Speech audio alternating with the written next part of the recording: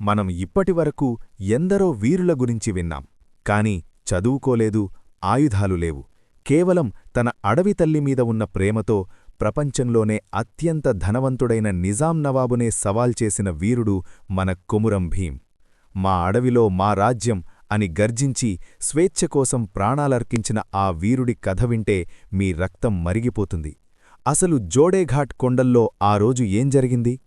కొమురం భీం నిజాం సైన్యానికి ఎలా సింహస్వప్నమయ్యాడో ఈరోజు వీడియోలో చూద్దాం. అన్యాయంపై తిరుగుబాటు. ఫ్రెండ్స్, కొమురం భీం ఆదిలాబాద్ జిల్లాలోని గోండు తెగలో పుట్టారు. అప్పట్లో నిజాం అధికారులు గిరిజనులు సాగు చేసుకునే భూములను లాక్కోవడం, వాళ్లని చిత్రహింసలు పెట్టడం చేసేవారు. తన కళ్లముందే తండ్రిని కోల్పోయిన భీం అస్సాం దాకా వెళ్లి అక్కడ తేయాకు తోటల్లో పనిచేస్తూ విప్లవ భావాలను నేర్చుకుని తిరిగివచ్చారు. జల్ జంగిల్ జమీన్. తిరిగివచ్చిన భీం ఊరుకోలేదు. నీళ్లు, అడవి, భూమి ఇవి మా ప్రాణాలు, వీటిమీద మాకే హక్కుంది అని నినదించారు.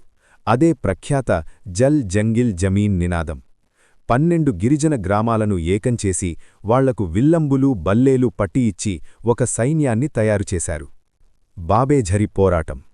నిజాం సైన్యం భీంని పట్టుకోవడానికి జోడేఘాట్ కొండలమీదకు 1000 మంది సైనికులను పంపింది.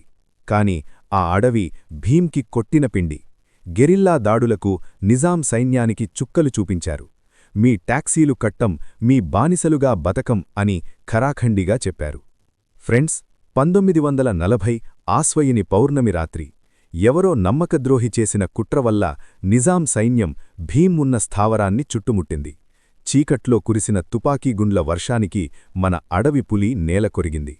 కాని మీకు తెలుసా, చనిపోయిన తర్వాత కూడా భీంని తాకడానికి నిజాం సైనికులు భయపడ్డారు. ఎక్కడ మళ్లీ లేచివస్తాడో అని భీం శరీరాన్ని అక్కడే తగులబెట్టారు. భీం చనిపోవచ్చు కాని ఆయన రగిలించిన ఆత్మగౌరవ మంట ఇప్పటికీ జోడేఘాట్ కొండల్లో కనిపిస్తూనే ఉంటుంది. సో ఫ్రెండ్స్, ఇది మన కొమురం భీం వీరగాథ. కొమురం భీం ఎక్కడా అంటే అణగారిన ప్రజల గొంతులో, అడవితల్లి గుండెలో ఆయన ఎప్పటికీ ఉంటారు. ఈ వీడియో మీకు నచ్చితే వెంటనే లైక్ చేయండి. మన గిరిజన వీరుడి పోరాటాన్ని అందరికీ తెలిసేలా షేర్ చేయండి. మరి నెక్స్ట్ వీడియోలో భారతదేశం గర్వించదగ్గ మరో యోధుడు ఛత్రపతి శివాజీ మహారాజ్ గారి గురించి మాట్లాడుకుందామా? కింద కామెంట్ చేయండి. This is Dattasai signing off. జై భీం, జై హింద్.